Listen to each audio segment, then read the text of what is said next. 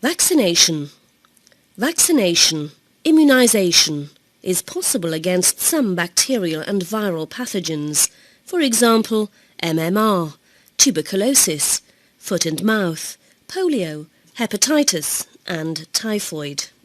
A vaccine is made of a harmless form of bacteria or virus, which is then introduced into the body.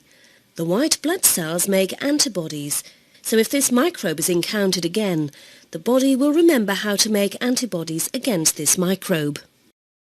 Vaccination. Mechanisms.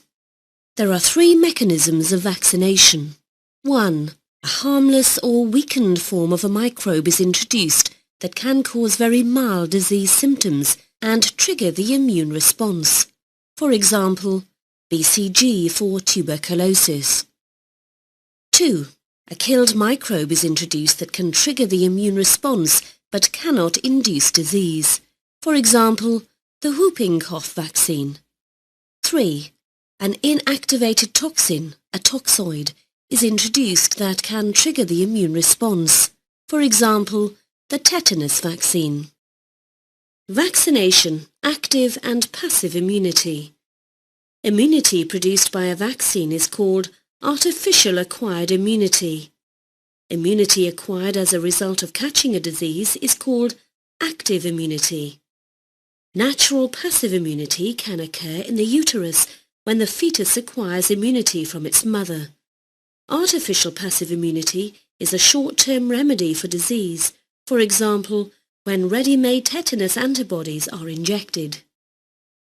Vaccination, thinking time.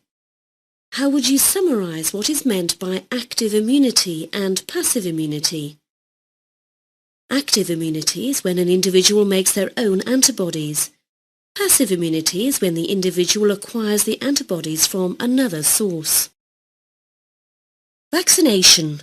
Immunization when traveling. Immunization is important when traveling, as a variety of pathogens may be encountered that would not normally be experienced.